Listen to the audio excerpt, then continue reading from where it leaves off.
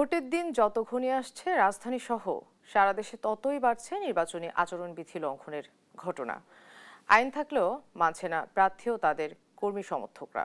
নিষেধাজ্ঞা আছে, কিন্তু কার্যকর করার যেন কেউ নেই। প্রশ্ন উঠছে, নির্বাচন কমিশন কি দেখছে, নাকি দেখেও না দেখার ভান করছে? আরও জানাচ্ছেন নূপুর মাহমুদ। নির্বাচন কমিশনের স্পষ্ট নির্দেশনা, এবার পোস্টার পুরোপুরি নিষিদ্ধ। ব্যানার ফেস্টুন হতে হবে সাদা কালো, কিন্তু বাস্তব চিত্র ভিন্ন।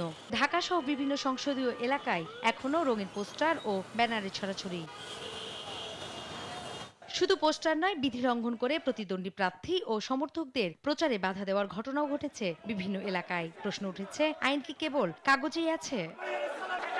৮ই জানুয়ারি থেকে গেল বৃহস্পতিবার পর্যন্ত সারা দেশে আচরণবিধি লঙ্ঘনের ২১৩টি সুনির্দিষ্ট তথ্য পেয়েছে নির্বাচন কমিশন।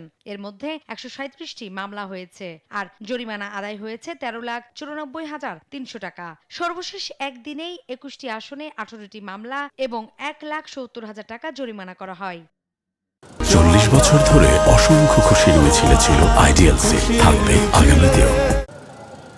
নির্বাহী ম্যাজিস্ট্রেট, নির্বাচন অনুসন্ধান ও বিচারিক কমিটি মাঠে থাকার কথা থাকলেও বাস্তবতা নিয়ে প্রশ্ন তুলছেন বিশ্লেষকরা। বলেন, বড় রাজনৈতিক দলগুলোর অসহিংস মনোভাবই এর জন্য দায়ী। প্রার্থীরা এবং তাদের দলগুলো, যেই দলগুলো তাদেরকে মনোনয়ন দিয়েছে, তারাও আচরণবিধি লঙ্ঘন করছে।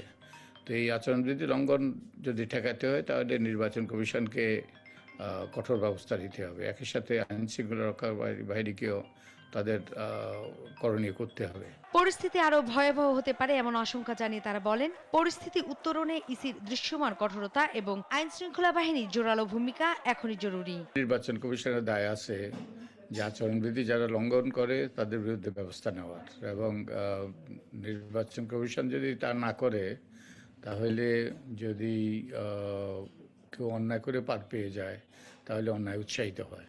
আচরণবিধি লঙ্ঘনের জরিমানা, জেল, এমনকি প্রার্থিতা বাতিলের সুযোগ আছে আইনে। সে অনুযায়ী ব্যবস্থা নেওয়ার কথা জানিয়েছে নির্বাচন কমিশন। পরপর 3টি নির্বাচনের ব্যাপারে মানুষের অনেক অনীহা সৃষ্টি হয়েছে, নির্বাচনের ব্যাপারে অনাস্থা সৃষ্টি হয়েছে, নির্বাচন প্রক্রিয়া সম্পর্কেই মানুষের একটা ভুল বার্তা গিয়েছে। আমরা আশা করি যে এই যে সমস্ত কারণ এগুলা হয়েছে, আগামীতে এটা অবশ্যই হবে না। আইন শৃঙ্খলা বাহিনী, সরকারি কর্মকর্তা 17 লক্ষ লোক এখানে নিয়োজিত আছে। স্বাধীনভাবে আইন অনুযায়ী তাদের উপর অর্পিত দায়িত্ব তারা পালন করবে। আইন ভাঙার হিড়িক থামানো না গেলে নির্বাচন কতটা অবাধ ও সুষ্ঠু হবে, এমন প্রশ্নই এখন জনমনে। নূপুর মাহমুদ, দেশ টিভি, ঢাকা।